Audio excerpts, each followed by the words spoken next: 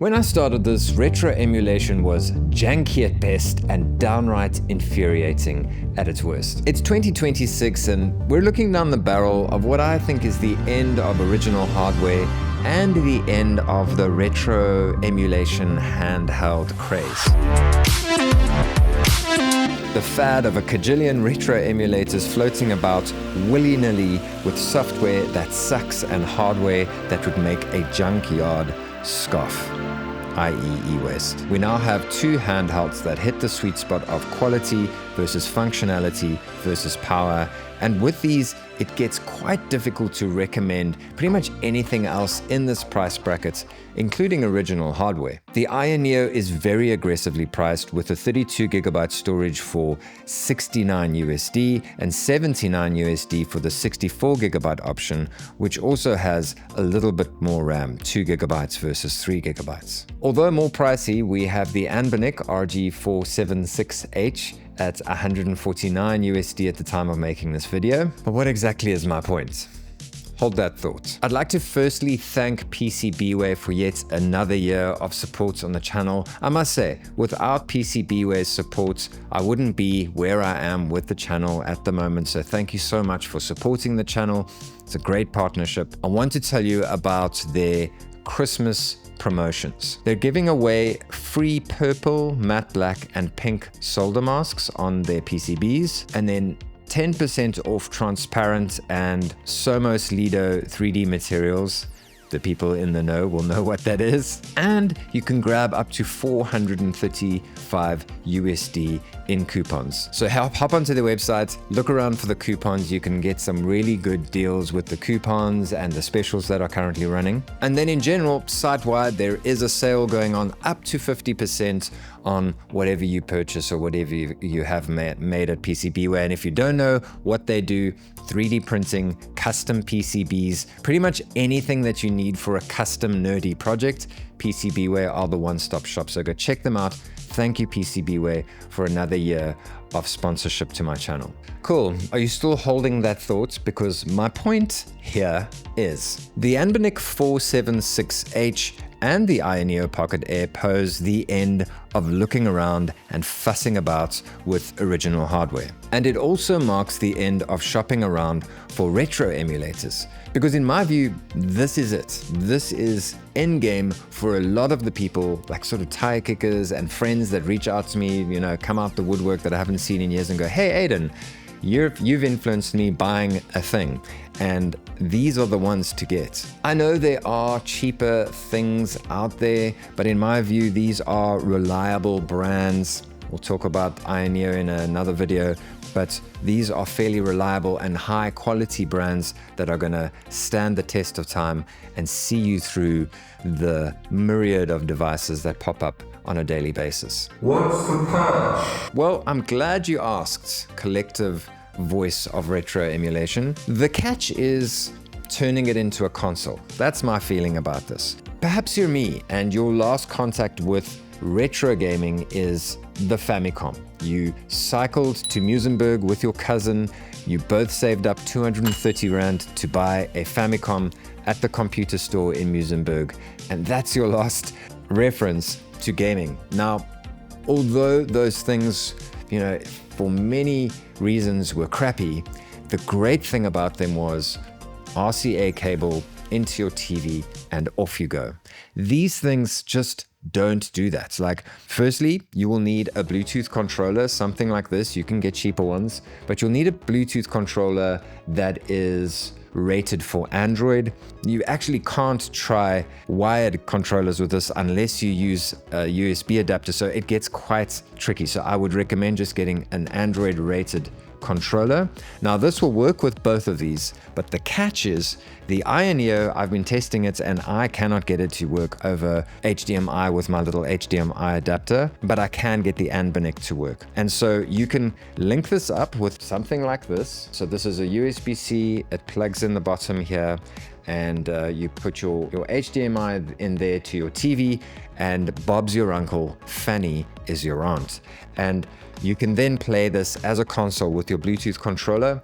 For all intents and purposes, you shouldn't have any issues. You might need to remap your A and B buttons around in RetroArch, so there will always be fiddling. If you power it down, sometimes you have to reconnect everything. So there are a lot of caveats to this, and that's why I say this is the catch. This is where my whole argument of the end of original hardware does fall a little bit flat, because it's just not as seamless as buying an old Famicom at a secondhand shop and just firing it up. But we're going to get into all the reasons why there are so many things that override this one catch. So here's where historically this whole scene has been a nightmare. This whole scene of retro emulation handhelds, all these little gadgets that I've built my YouTube channel on, setting these bloody things up. While it's never going to be perfect, because we are cobbling free bits of software to create a cohesive gaming experience with games we ripped from games we ripped from our personal library of carts. So things do get weird at times. But here's a very down and dirty crash course to give you an idea of where you're heading in terms of the difficulty for setting these things up. By the way, this Anbernic was sent by LitsNXT, so thank you LitsNXT, another partner of the channel that keeps sending me these devices. Thank you so much for your ongoing support. Quickly, I want to show you the gift they sent me. Little SD card holder and a little thing to put under the Christmas tree. Christmas and a cat, Father Christmas and a cat climbing out the chimney. Cute. Cool, we'll put this here. Okay, so the setup, I'm just going to do a down and dirty guide. You can check the screen for some of my on-screen tips, but essentially the Anbernic is easier to set up. You pretty much just press the R button on the bottom left and off you go. If it didn't arrive from the factory or from LitsNXT or someone with games linked up, literally all you do is go into the games library, press select, go into the ROM section, plus add the folder where your ROMs are, scan for games, and you should be good to go. Also, with both of these, don't forget to get your BIOS files, put them in the relevant places. So for instance, for anything running on RetroArch, for serious beginners, this is going to be a little bit confusing. Put your BIOS files in the system folder for RetroArch on the onboard memory of your device. Album art, if you've got a curated game card, should all be sorted out. If you are linking up your own games on the Anbernic, it's actually pretty easy. You just put album art with exactly the same file name as the ROM, and you will get your album art appearing. Here in my library, I had the album art working because these are all games that I linked up myself. With the Ayaneo, it's a little bit more tricky because I had to do a little bit of maintenance on RetroArch. I actually downloaded Nether SX2 for PS2 and got some PS2 games working, by the way, and that linked up with their ISpace with no problems. I also recommend using PPSSPP, the independent PSP emulator. I recommend using the Mupen64 independent emulator, especially for the Ayaneo. It's going to work better. I got better results there.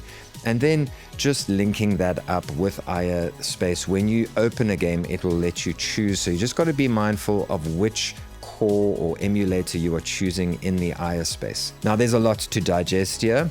The main thing that frustrates me with Ayaneo is that I can't figure out how to get album art working in the ISpace system. There must be a way to do it. I can't figure it out, so please leave a comment if you have figured that out.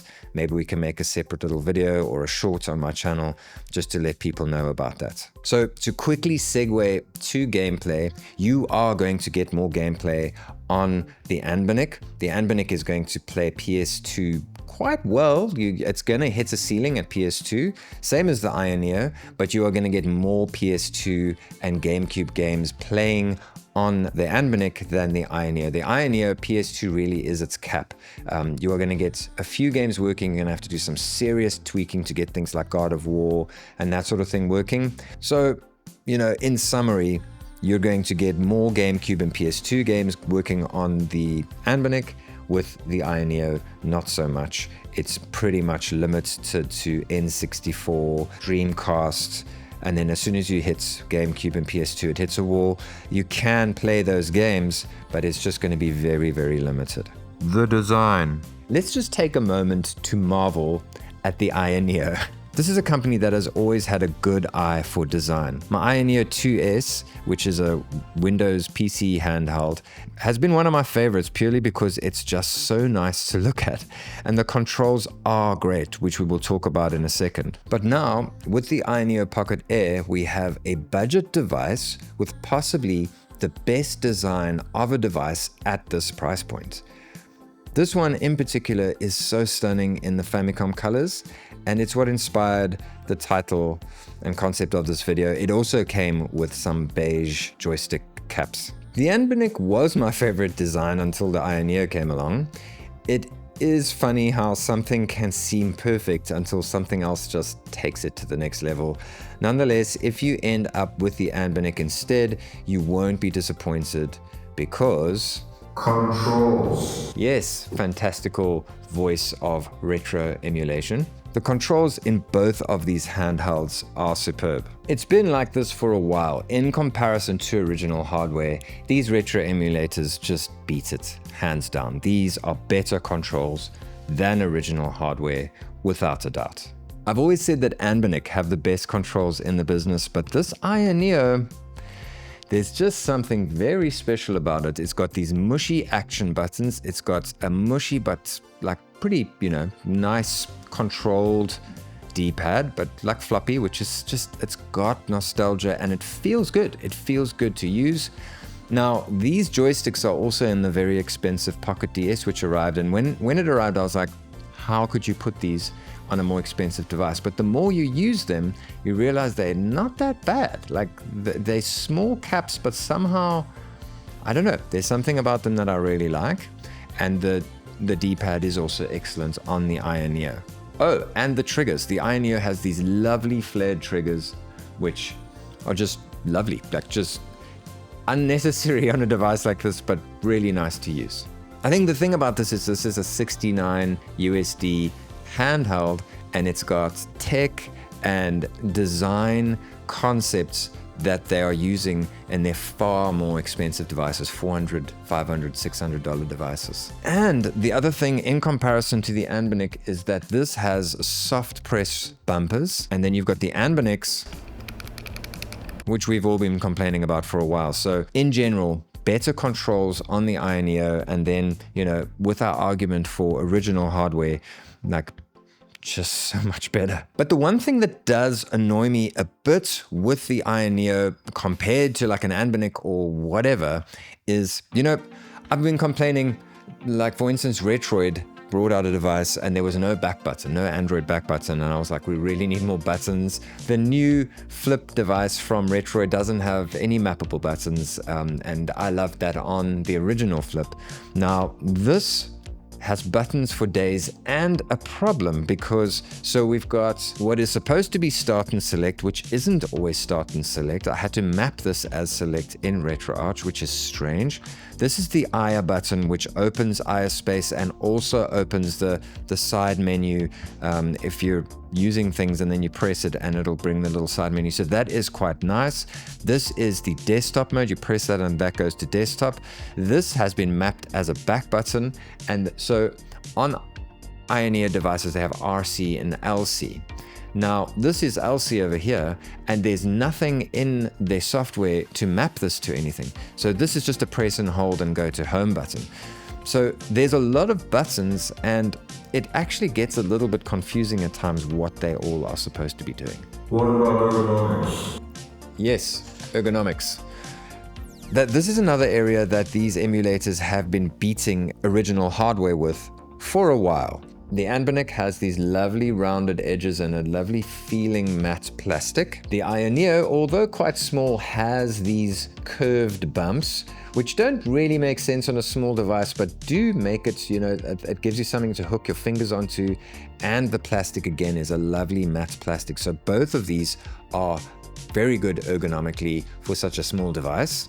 Don't forget the screen. Oh yes, thank you, Collective Retro Gaming Voice. I mustn't forget the screen because this is a critical factor against original hardware. Let's say, for instance, you are a Game Boy fan and you modded your Game Boy, which I did, and you still aren't satisfied, which you have reason to be dissatisfied. I modded my Game Boy and I don't like it. The Ayaneo has a 4.2-inch screen, while the Anbernic has a big 4.7-inch screen. Nice pixel-rich screens. Both of these are 4:3 aspect ratio, which makes them excellent for retro gaming, and they're bigger than most 4:3 devices from the past. They're also fairly high resolution and have good color. If you compare this to something like the original 3DS or PSP, it really gets hard to recommend original hardware. Sure, there's nostalgia there, but especially something like the Ayaneo has so much character and style and just a way better screen. Audio. Yep, these have 3.5mm headphone jacks, both of them do. Don't scoff at that fact because the new Ayaneo Pocket DS doesn't have a headphone jack, so be grateful. Also, they handle Bluetooth audio with aplomb. Yes, that is a word. So let's get to my final argument, these things against original hardware. My point today is that we have peaked with both performance, hardware in general, and to an extent, usability too. These manufacturers are doing their best to create a system that's unified with the limited tools we have. But in the end, a truly unified experience would be to sit for a day or two and set something like ESDE or Daijisho up on these devices. But it is nice to know that we are at a point where people, newcomers to the scene, that sort of thing, can get by with the tools that are available to them on these new devices. And now, when someone says just get original hardware, it really is difficult to agree with them when the modern emulators are better in almost every single way. The controls are way better, the screens are way better, and you have so much power to play so many different games. Probably the only area, as I mentioned, where you are going to have a better time setting it up as a console. I'm not saying the quality of the games and that part of the experience is going to be better on original hardware, but the setup experience is going to be a lot easier. Just controllers that are hardwired into the system and cartridges, and off you go. But there really is something special about playing NES on one of these little things.